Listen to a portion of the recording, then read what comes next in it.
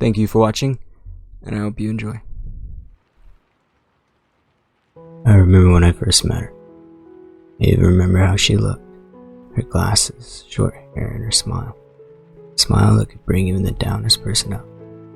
We first met at a little coffee house across the street from where I worked. I'd gone there every Friday morning because of a deal they had for Friday. It all sounds so silly now. I'd been there many times before the first time she walked in. I remember how the room felt like it lit up the second she opened the door, and how I felt when I laid eyes on her. I sat alone across the room drinking my discount coffee. A girl like that would never go for you. Don't embarrass yourself, I told myself as I tried to work up the courage to go talk to her. I sat and thought about what I might say, until eventually she got up and walked out. I remember feeling like I'd missed my chance. I came back to that coffee house every day that next week, holding on to hope that she might walk back through that door. And every day she didn't, I felt more and more discouraged. I returned that Friday to the place empty, all except the cashier greeting me with a smile, welcoming me back. I got my usual drink and my usual table, almost completely given up on her walking in. Why are you doing this? All for a girl you don't even know who may want nothing to do with you. I soon later remembered exactly why I was doing this, as she walked through that door with the same goofy smile on her face. The way she overwhelmed the cashier's enthusiasm with her own, talking as if not a thing in the world could bring her down. How I wish I had her courage. But I somehow need to make my own, because I wasn't going to miss my chance this time. I got up and walked over to her quickly to avoid talking myself out of it, staring at my shoes, not watching where I was going until I bumped into something, feeling a hot sensation on my shirt. "Oh my God, I'm so sorry," she said to me as she went for napkins. "It's fine. Honestly, I should have been more careful where I was going." She laughed as she tried to help get the stain out of my shirt. She gave up, let out a disappointed sigh. "Well, then I guess you'll just have to let me buy you a drink," she said with a smile on her face. I didn't know what to say. Before I could get anything out, she turned to the cashier and yelled, "2 Friday specials, please." I followed her to the table and sat across from her. "I'm Sam," she excitedly said as she extended her hand. I reciprocated her handshake. "Logan." "It's nice to meet you, Logan," she said with a smile. We sat and talked about everything you could possibly talk about in a conversation. She had so many hobbies and dreams, so much ambition. A few hours had passed, and she looked at her watch. "I'm late," she said as she quickly got up. She pulled what looked like a sketchbook out of her bag, quickly wrote something down and rushed out the door. I stood up just as she was halfway out the door.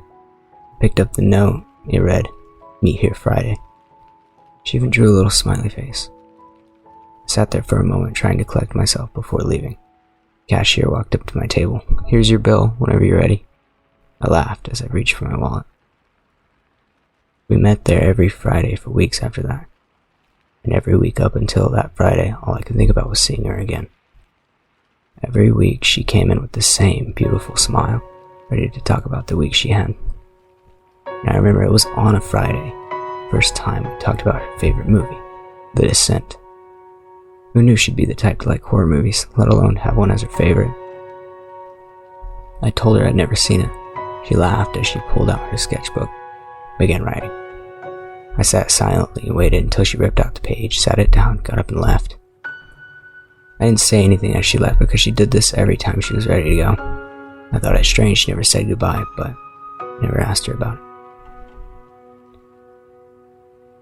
I waited for her to be out of sight before turning over the piece of paper and reading it. It read, "Meet here Friday," with an arrow pointing to the end of the page. I was confused until I turned it over. It looked like an address. Was it her address? Why was she inviting me over? Why didn't she give me a time to be there? I had many questions and concerns, but at the same time, I didn't care. I was too excited to care. Next Friday, I get to see her again. Patiently waited for next Friday. I swear, that was the longest week I had ever had. It was wake up, go to work, and go home. Sometimes I'd watch TV until I was tired, and other nights I was already tired and I'd go to sleep right away. I had no friends, so I was alone most of the time. I'd wake up every morning in time to go to work, and then I'd do it all over. I was miserable, stuck in that routine, and was numb to the fact that this was my life. So meeting her made me happier than I'd ever been, and every second with her I was lost in the moment. Then when it would end, I only looked forward to the next time we'd meet again. Friday finally came, and after some thought I assumed she just wanted me over to watch a movie, so I decided to go to the address at 8 p.m. I put on some old Converse and jeans with a t-shirt. I wasn't exactly sure how to dress to watch a movie in someone's home, and I had never been there, so I didn't know what to expect. I put the address on my GPS on my phone. It was only 10 minutes away from where I lived. I couldn't help but get excited at the thought of how easy it would be to get over there. This became a regular thing. Eventually, I got out of the apartment and was on my way. I was trying not to speed the whole way over there. Then I crashed! No, I'm just kidding, sorry. I finally arrived to what appeared to be an old apartment building. So I went up to the door, on the note, and I knocked. Patiently waited for a bit, and the door opened. It was a man. "Can I help you?" he said in a deep voice. No, sorry, I must have the wrong place," I said as I began to turn around and go back to my car. I guess she was joking with me? Or maybe she gave me the wrong address by mistake. I thought to myself, but before I could finish my thought, the man yelled out to me, "Hey, wait, you're Logan, right? Sorry, I was only messing with you." "Yeah, I'm Logan," I said with a fake laugh. "Well, you're just in time. Come on in, it's about to start." "What's about to start?" I said, but he had already gone back and didn't hear me. I walked in to see a very small place. The kitchen and TV area were in one room. There was a door at the back. "Logan, you made it," Sam yelled to me as she handed me a glass of wine. I thanked her, and as I looked around the room, I noticed the man who answered the door sit next to a woman in a recliner and put his arm around her. Sam went and sat on the couch, looked over at me. I stood there a moment until she patted the seat next to her with her hand, motioning me to sit next to her, so I did. When I sat down, she threw a blanket over both of us and laughed as I pulled it off my head. "Is everyone ready?" she yelled, clicking play on the remote before anyone could answer. Always thought horror movies were too cheesy and not actually scary. This is the closest I've been to Sam yet. So I watched the movie and pretended to like it anyways. Halfway through the movie, on like the millionth jump scare, Sam jumped a bit and grabbed my hand. I completely froze, not reacting to it at all, due to how nervous I was. I looked over at her to see her lost in the movie. I wonder if she even knew how tight she was holding my hand.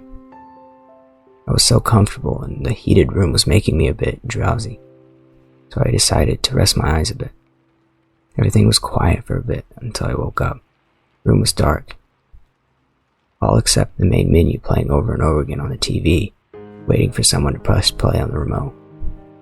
I was lying on my back now. I looked over to see that the man that greeted me at the door was cuddled up with the woman he sat next to before the movie started, fast asleep. I tried to sit up a bit, so I felt movement on my chest and heard a light yawn from Sam, who was asleep with her head on my chest.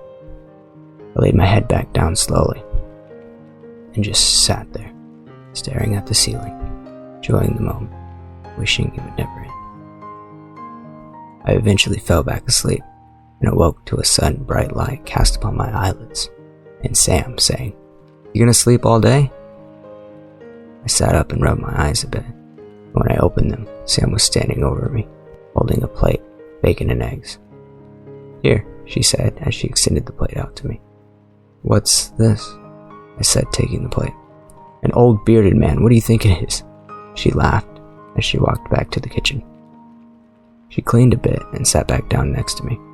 "So what'd you think of the movie?" she said with a smirk on her face. It was good, very scary."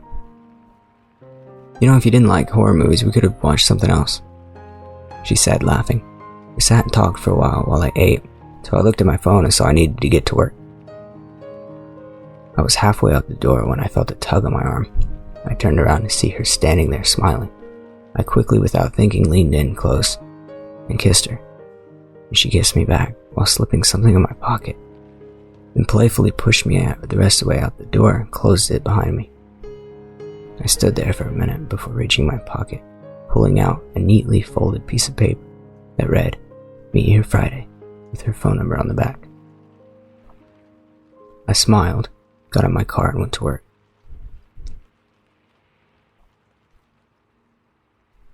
We met at her place every Friday after that, sometimes going out to eat or to an actual movie theater. We even started going out during the week, about every couple of days. A few months later, I had arrived at her place. It had been about 2 weeks since I had seen her last because work kept me very busy, but tonight was the night we were supposed to have a Shrek marathon. But when I knocked on her door, there was no answer. I knocked for a bit, tried yelling into her, but there was no answer. Figured maybe she was asleep, couldn't hear me. I'd planned on going in and waking her up in a cute way. Considering how close we were at this point, I don't think she would mind me letting myself in. But when I tried the doorknob, it was locked. I guess I shouldn't be surprised. I mean, she does live in an apartment building after all. I decided to go home. I'd call her in the morning. I woke up the next morning, and before I went to work, I sent a quick text that said, "Good morning, beautiful. Guess you crashed early last night. That's okay, though. When do you want to have that Shrek marathon, lol?" Then I rushed off to work.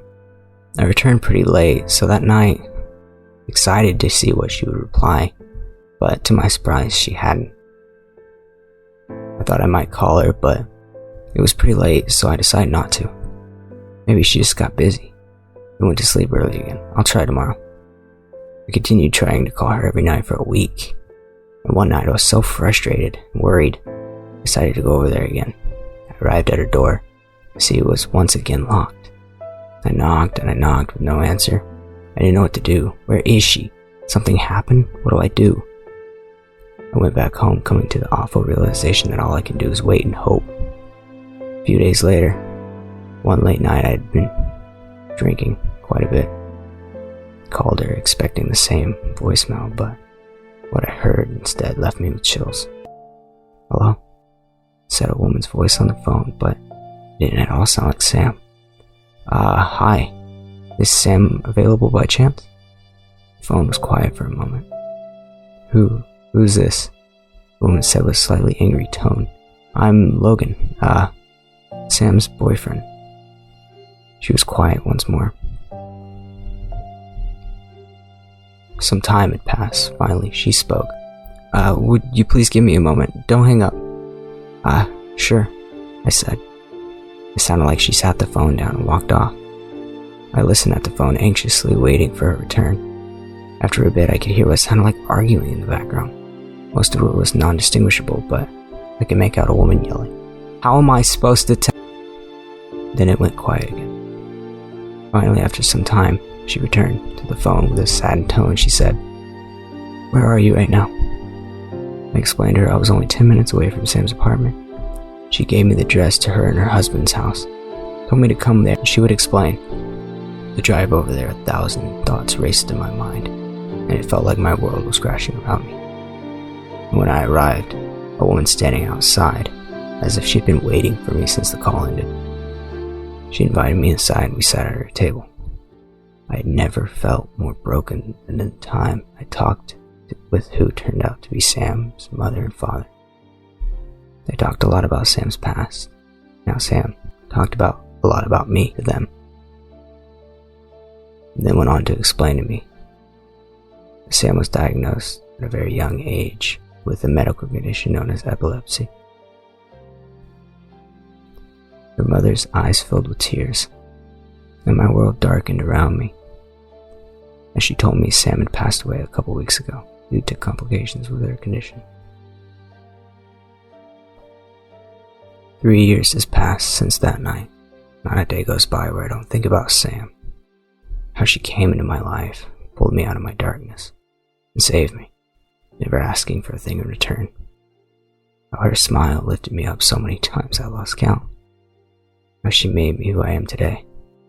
Now I'll forever remember and hold deep in my heart. Sam.